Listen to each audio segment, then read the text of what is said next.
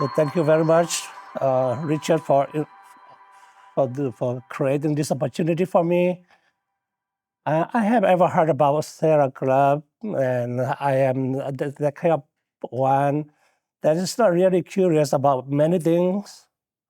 Maybe I have some limits in my curiosity, but it's okay. And when the Lord prepares, everything is revealed, right? And many faces seem not many, but quite a few. Deacon Terry, they have helped me with the marriage prep. So I am still really thankful to you, Deacon Terry and his wife. And I can think that you will be something related to Father Stephen John. John? Oh no, okay, that's fine. It seems that you like a kind of similarity. And so today I put this my vocation, the gift of God. My vocation, the gift of God. And I would like to begin with the scripture, the gospel verse. The mighty has done great things for me, and holy is his name. You know from where it is. And this is the quotation that I chose on my ordination. So my vocation, I just put it as a gift of God because I did not earn it. It is given to me, and it's the real gift of God. And so I chose with purpose this verse from St. Luke chapter 1:49. The Almighty has done great things for me, and holy is his name. In my life, I see everything as what the Lord has done. I am not the best in my family. I am not the best in my society. And I'm not the best one from Burma. But the Lord has done this thing for me because he just simply wanted to do it for me. And I could say yes. And that is my gratitude. So thank you, Bernard, Richard, for this beautiful picture. And I repeat that it is circling in the Corpus Christi Parish, both for the English community and for the Burmese community. Every week, they will come and pick up, and the next week, they come back and return it to me and waiting for another family. And so far, there is no gap. So it is running really, really well. So this is my parents. My father is 20 years older than my mom, because my dad, well, I don't know what happened with him. He did not think about getting married. So my grandparents from my paternal side say, okay, you cannot stay alone all the time. So they were given in marriage. So I would like to begin with this a little bit background of the arrival of the Catholic faith in the little village that my parents were born, because I was not born in the place where my parents were born. So my parents were born in a village called Morbam, that is 6 miles only from the parish center. That is Our Lady of the Holy Rosary, and 18 miles from the nearest city called Tedim. And it was until in July 1956 that my Morbam, this is the name of my village, had not been seeing the beautiful lights of the Catholic faith. And all these names, Swanzam, Pukam, these two guys overheard about the beauty of the Catholic faith, as they were so attracted. They did not know what. They did not know what is that. And so that is a manna for them. You know what manna means? What's that? The Israelite people were asking Moses, what is that? That is manna. So the manna for these two guys is the Catholic faith, and they were daring enough to invite the pastor of the nearest village, that is it's Saizang, that Our Lady of the Holy Rosary, and the catechist. That time, the parish priest was Father Roland. He is a missionary from France. He is a French missionary who learned exactly the dialect of the place. And Burma is so diverse, and I'm not really proud of that also in a way, because if you just speak your own dialect, that is just a few people speaking your own dialect, and you are not exposed to another dialect, more diverse, it means that we are living in a primitive world, still in the, no communication, no media, but we don't have to blame anyone for that. This is God-given situation that we live. So the first time, the priest and the catechist, they came to our village to preach the gospel, to teach about the beauty of Catholic faith on July 14, 1956. I was not yet born, but my parents were going to get married. And so Psalms 139, 13-18 says that you form my inmost being. You knit me in my mother's womb. I praise you because I am wonderfully made. Wonderful are your works. My very self, my bones are not hidden from you. When I was being made in secret, fashioned in the depths of the earth, your eyes saw me unformed. In your book, all are written down. My days were shaped before one came to be. How precious to me are your desires, O God. How vast the sum of them. Were I to count them, they will outnumber the sands. When I complete them, still you are with me. So the first stage of the Catholic faith in my village, that is the remote preparation for me to have that vocation. So Father Roland is this older guy, and he passed away last year after he has been chased away. He has been forced to go back to his country in 1962. Oh, 62, oh, no, not 62. Right after the independence, so around 70. And the other one is now, he is also a French missionary, now serving in our diocese, in Calais diocese. So they belong to the same congregation. And this is just a few years before his death. And so these names were those who first embraced the Catholic faith when the priest and the catechist came into my village and taught to preach about the Catholic faith, and they were the first one who were baptized. And so my grandmother from my mother's side were first to be converted as Catholic. Faith was introduced in my village. That time, my father was not in the village because he is working in the office, and he has to move every 2 years from one village to another. So my mom was already married to that time to my dad, and they were always moving to one village to another. So my dad has been, we call HA, I'm not sure if you call here the same, health assistant. It's something like compounder in that area, but it's not exactly the same. But in the remote area where there is no medical doctors, he is the doctor, seemingly knowing everything.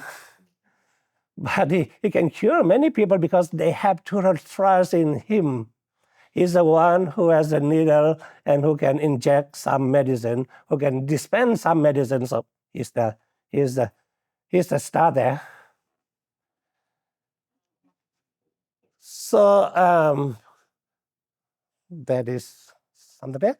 So the first seed of my vocation is, I simply say, we came back when my father my dad was about to to retire, 3 to 4 years he was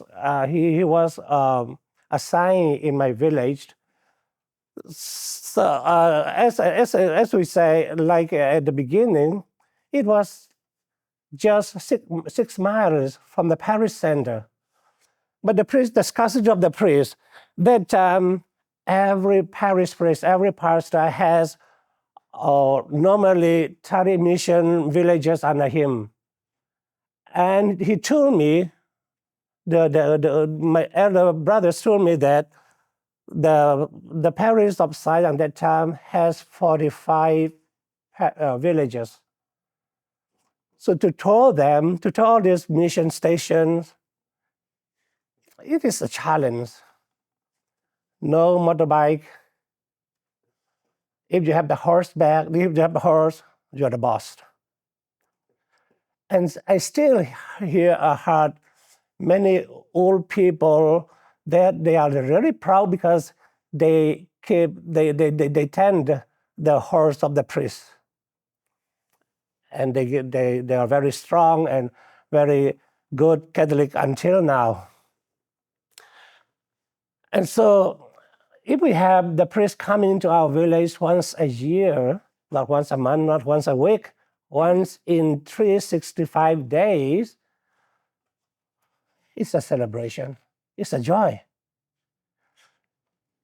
We were in the middle, in the elementary school, and we had at 3 p.m., we heard about the priest is coming. We just ran after him as if he is like an angel coming down to our village. I don't know. Nobody talk about it, but we just heard him. We just ran after him. But by the time we reached where he has to stay, he rest, but we did not see it. But we knew that, in the afternoon, in the evening, we will surely see him. We will not miss him. So that is the situation. So enough to see the priest, everything seems to be perfect. And so after our baptism together with my parents, I still remember this, 1974, when I was 4 years old. My dad, my parents and all older siblings, and since that time, my dad loved to host the priest whenever he came. And the catechist house was destined for the priest to stay. So you cannot have the priest sleeping in your house. Fortunately, if I have to introduce some more about my dad has only one older sister. So they are two. And my dad, even though he was not ready to get married, he had been thinking all the time to have a big family. So he asked his brother-in-law to build a big wooden house. So there is room enough, a space for the priest to come and stay, but he's not supposed to be in a house. But at least my father will not miss to invite for a meal. And there is where I think that I have some attachment with the priestly life, with the priest as he come into a house. It was a blessing. And there came the unconscionable desire to be like him. What I saw him during the celebration of the Mass, I tried to copy. As he moved to another village, then I am the priest. My younger sibling, so come, you are the people.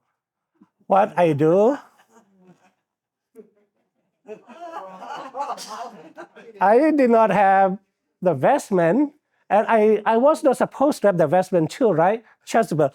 The chasuble that I have is the rack, that I turn it up in the middle and put as a chasuble.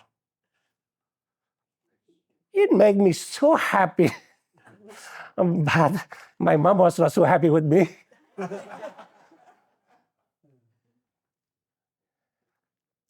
then it's not just enough that there's the idea that you might understand what it 45 years ago. So, but I just did this picture this morning, and I need a host. I cannot go and get host. So I sliced mango or whatever fruit that is available, and I said, Corpus Christi. Even my brother has said, no, don't say no. It's the Corpus Christi. I don't know how it happened to me, how it came to me. I just did that. And so church, yes. As I say, the priest used to come once a year. So after he went back, we were so willing to go to the church. But in the village church, we still have Wednesday service, evening service, and Sunday we don't have mass, but we call liturgy of the word. We call also dry mass. I think we have a ritual here also where the priest is not available. You celebrate the liturgy of the word, and the deacon or somebody will distribute the host, the Holy Communion. But in our time, when I was a child, we don't have the tabernacle because we are not yet allowed to keep the communion in the churches where the priest is not residing. So even there, we love to go. So my father died in 1985, leaving 10 kids. My eldest brother was at grade 10. And my youngest sister was more or less 16 months. And right after the funeral, I still remember my mother being taken into the hospital. What happened? I don't know. And I can't ask her, what happened to you? And she won't answer me now. But I did not ask that. So one of my 10 kids in a big family. As I said, my dad wants a big family because he came from a very small family, and his prayer was answered. And to my knowledge, one was aborted. So if that one was not aborted, we will be 11. And when my parents, we will be 13. That is the good number, right? But we can build a squad. We are 12, 11. And my mom can do a referee or a trainer, manager. Okay, we still can do that. So a year after the death of my father, my cousin is an officer in the government department. He called me. Well, let me pause here and interrupt something. Once you hear my name, you will say, Father Titus Pau, Titus Tang Pau. And you might say, what is your last name? I will say whatever. And what is your first name? I will also say, my first name is not the first name that is kept in the document. Well, Tang, in my dialect, is like a young boy. It means young boy, okay? But we have family name, but we never use family name in our own registered name.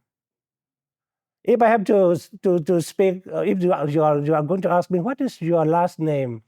The last name is a family name, no? Right? That is Sukte. So there's our tribal name. But unfortunately, we don't use that. So this cousin of mine, I take his name, his last name, not, we share the same last name because we belong to the same tribal. And I take his last name, Pau, to get my name. So Tang is not my first name. Actually, my first name is Zam. His name was Tong Do Zam. Zam Lian Pao. That's my name. All right. So he's like here godparents. He's not a Catholic, but so that connection make him feel like, oh, I need to take care of him, because his brothers, his siblings were so big at home, and they will start to die. And so he called me with him. He also has 8 kids with him. It's still a big family, but he and his wife are still alive, and they have the job. And so they live in a big city called Taungji. It's the east part of Myanmar, a little bit closer to Thailand. And in that town, I did not know that there is St. Joseph Catholic Church, which will become St. Joseph Cathedral.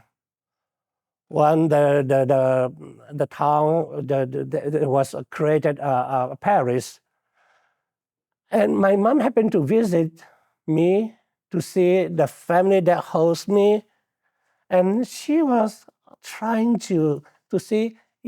She was always, she was always searching to go to church, to mass. I don't know how she was informed, because she did not pass the elementary school. I have to boast all this. But she managed to get this church. I said, are you coming with me to mass? I said, okay. As kids, I was at that time 12 years, something like that. And I love to go. I love to go out. And if there's no reason, then I will not be allowed. My mom is my escape. So I wanted with her to assist mass and come back and say, oh, he's good. And this family doesn't neither belong to any Christian denomination. They have a particular sect called Lai Pian. So they worship, since they don't have church in that area, they worship at home. So back in 1989, I continued my middle school in Calais. Calais is now where my family, my siblings, most of them are living. And this is the diocese that I belong to. I was ordained in that diocese, so to say. And my mom was not so hard. She said, you must get up and go mass with me. She never said. But, she just said, let's pray the rosary. So we were there, 4 to 5 young kids still there. And she just began the rosary, and we follow. In that way, she taught us how to pray the rosary almost every evening. And she got up at 5 a.m. to walk to the church. It is a kind of 10-minute walk. So daily mass began at 6 a.m. And she didn't wake me up to go along with her. But one morning, she told me that on the way, she was afraid one crossing the bridge in the dark. And that is the trick.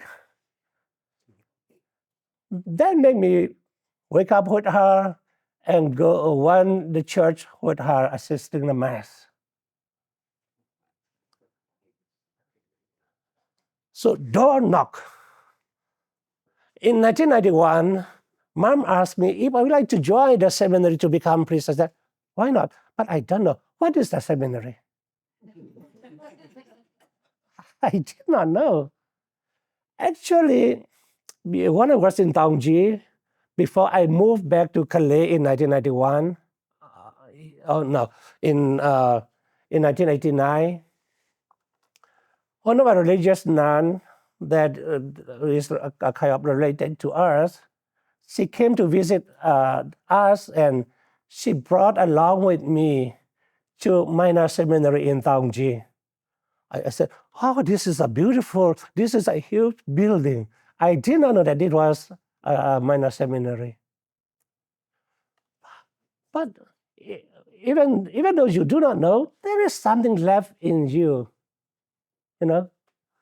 So I said, what is that minor seminary? And my mom told me, it's a place where the seminarians were formed to be priests. I said, hey, why not?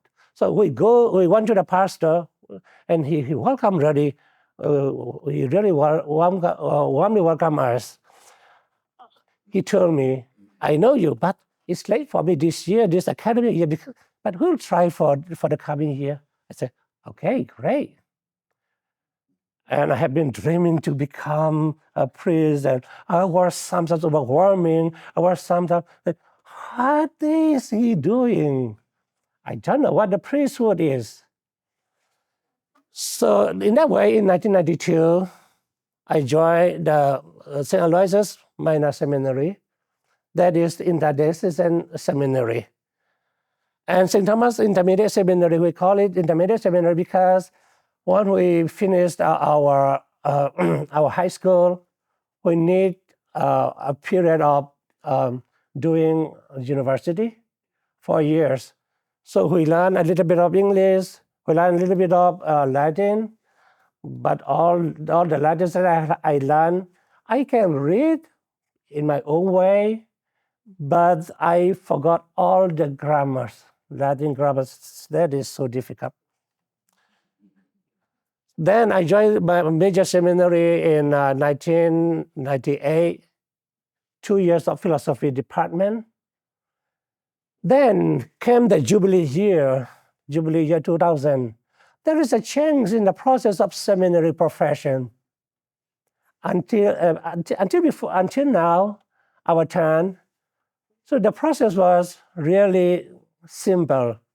You join the minor seminary, you join that St. Thomas Intermediate Seminary, you do the entrance, then you join the philosophical study in major seminary, then another 4-year theological formation and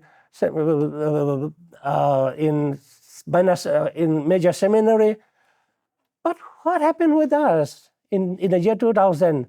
The bishops of Myanmar, they have a meeting and they make a decision that, well, it's good to have as many priests as possible, as soon as possible, but we decided it is better for us to set aside 1 year that we call the year of spirituality. And we were informed that we said, what is that again? So another manner for that. What is that? And so in Myanmar, usually we begin the academic year in May, in the second week in May, and we finish in March, April. The second part of March is terribly hot. April is terrible. The first 2 weeks in March is still very hot, but we have rain, so sometimes, so they choose that. So when we are there in Institute of Spirituality, we say, oh, that is what they call spirituality. We don't have academic ongoing learning, but a kind of discernment. We have some visiting professors from any place and help us. What is the priesthood?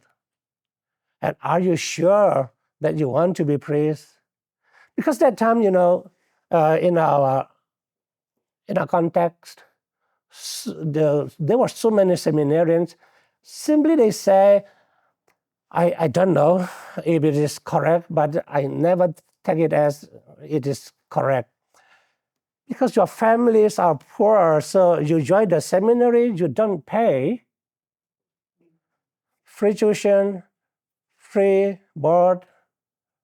And once you become priest, you have a class of life. But it's not really correct. Partially, yes. It's not really correct.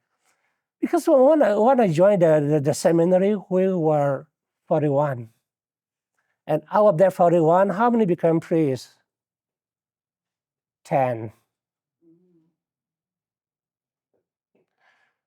Not this study was expelled or I don't know, but they left. It is a vocation. It's a call. So the Jubilee year 2000 helped us, many of us, to think about our vocation. In that year, we are still 41 because there's a national institute. And out of that 40, I think half of them are gone again. So I try to remember what is written in Isaiah 55, verse 8 to 9. For my thoughts are not your thoughts, nor your ways are my ways, oracle of the Lord. For as the heavens are higher than the earth, so are my ways higher than your ways, my thought higher than your thought. That is a kind of, purging us, cleansing us. So, by the way, these are the siblings that I have.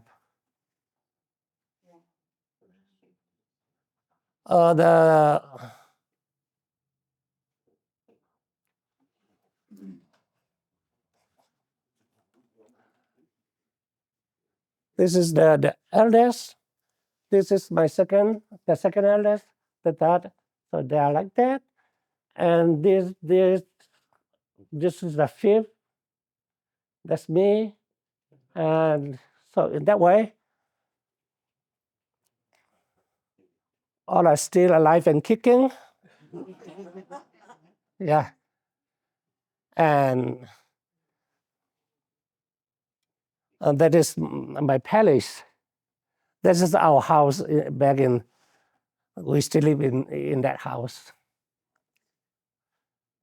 So what is that guy? Who is that guy? That's the youngest boy in the family. He said, I want to join you. I want to become priest. And a relative priest of ours sent him to the Salesian. Have you ever heard of Salesian community, Salesian of St. Don Bosco? Yes. Okay. So he was sent to their boarding house, and he persevered. Regarding him, I'd like to share something that I did not write here. So when he finished his high school, he came back and stayed at home. And I asked him, "Do you want to go back? Do you want to continue your vocation?" He said, "I'm not sure." Okay, so if you don't want to go and join the seminary back, we have our youngest sister that was doing his high school, so you can help her study. He said, okay, yes. But he thought that, I did not allow him to go back to the seminary. So Father Joseph was writing to me, and it took 1 month for me to get his letter. He said, did you forbid your brother to join the seminary again? Oh my God. Did I say that? Did I say that? So I replied the letter. I did not say that remain at home, stay at home, don't continue your vocation. I just said, if you don't want to go back to the seminary, help our sister in our study. Then as soon as Father Joseph got my letter, he told my brother, Mark, and immediately he went back to the seminary. Oh my God, I said, oh, it's incredible. I say, if you want to go, join the seminary.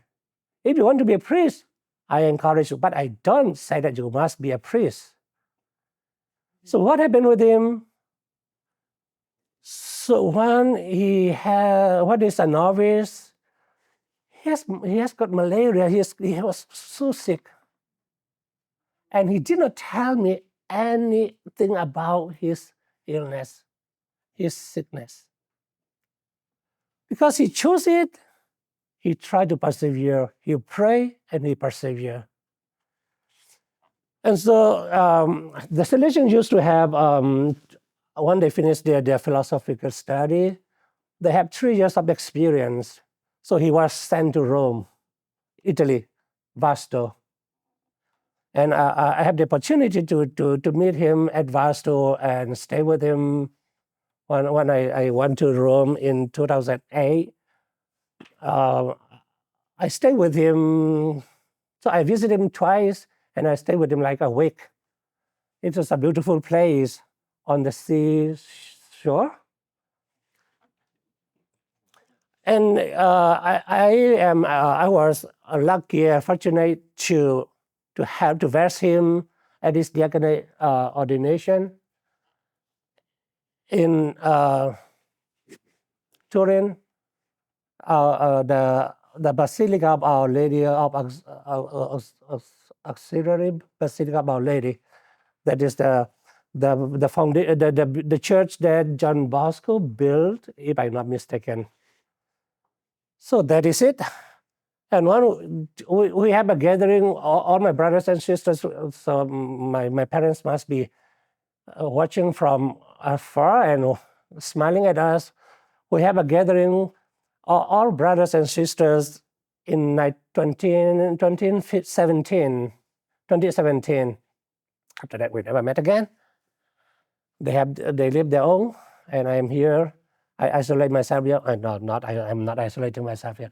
I try to live my full life here at the Corpus Christi, and whenever possible, whenever I'm asked to go. And we have some kind of touring excursion with my brother and the family of my elder brother there. He is living in Frankfurt in Germany. He tries to visit me. He told me 2 years already, and he never make it. And this is the first Mass that I celebrated when the Deacon Mark assisting the Mass. So 2 brothers celebrating Mass. Wonderful. That is what the Lord has done, great things for me. I did not ask. I was not deserved. I was not even worthy to receive that, but it happened. He was a deacon right after his diaconate ordination.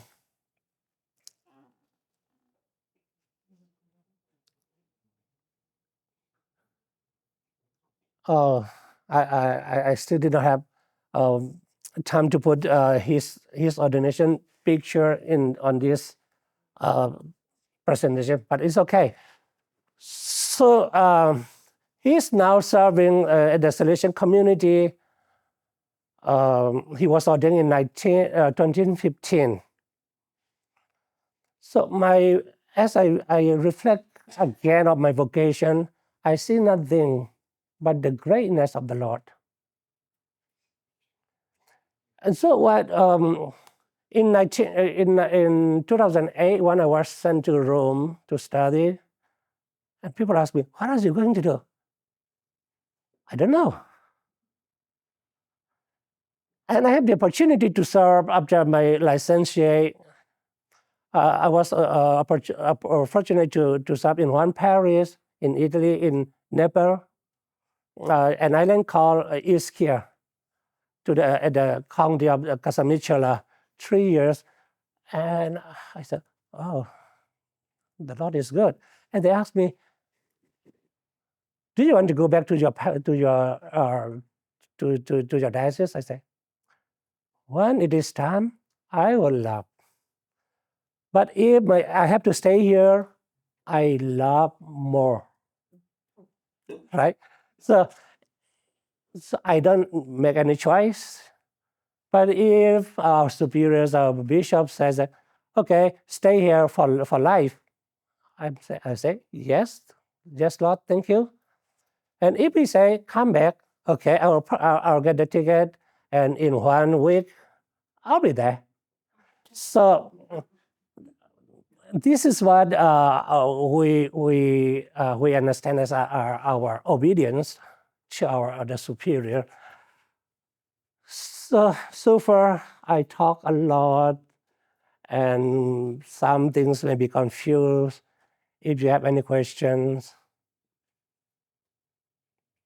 Any questions for Father? Father, Yes. where did you come? Where were you before you were here? And how long have you been here in Oklahoma City? So I came back from Rome in 2015, and I was assigned at the bishop's house, a kind of secretary, not a secretary, but we call procurator. He's taking care of the house for 5 years. Where was that? It is in Calais, in Burma, in Myanmar. Yeah, in Myanmar, at the pastoral center. At the pastoral center. So I came here in 2019 December 11. I still remember when I arrived. I arrived in Oklahoma City at the airport of Oklahoma City at 12:30 midnight. And the next day, Father Danny Grover took me to the pastoral center. I said, okay, but I was half asleep. As Richard says, it was a long journey. I would not count how many hours that I have to spend time in a plane. I will just share with you the layover time. Well, Hong Kong, 6 hours. Los Angeles, I arrived early in the morning, 5:30, and I was supposed to depart at 6, but flight delay. So the whole day in the airport alone. It's a good memory. It's a good experience that I will never forget. But it's a kind of thing that the Lord has given me. He has taught me patience. Patience. And I will share with you again, what happened to me in Hong Kong, in the airport of Hong Kong. I tried to buy coffee. I said, hey, let me have coffee. She said, yes, but only card. Only credit cards. So I said, okay, I must be satisfied with water. So I have some notes, some dollars along with me, but I didn't have credit card there at that time. I have a question, Father. Okay. Say in the village, one priest come like once a year. Once a year. When they come once a year, they don't have anyone else to bring in the communion. So they just take communion when the priest comes once a year. Well, so to say, there was not an idea at that time. We don't have extraordinary communion minister. And not, I think 15 years back, the bishop allowed some churches, some village churches, to keep communion. Because the villagers, the faithful, the parish, the people request him, we want to have Eucharistic adoration. So they have to buy a little monstrance, and the priest has, by all means, to come and replace the communion at least 3 months. So they have Mass they could have adoration. It's a kind of cunning, right? A kind of trick that the people are making their priest walk. Yes. So when the priest would come, because you said they could only come once a year, basically. Yeah. How long would they stay? One night or two. Okay.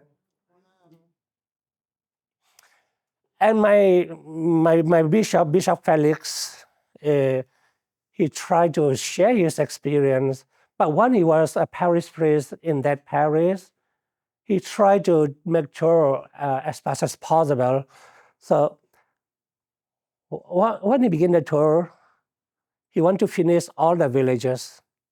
It took him like 2 months. So when he has to come back, when he arrived back at the rectory, all his clothes are almost torn apart. How it is now? Do they have mass every Sunday now? So now, with the increasing number, with more vocations that we have in our diocese, the Diocese of Calais, we have 60 priests working in the diocese. So Our Lady of the Rosary parish is divided now into 3 more parishes, even more, 4.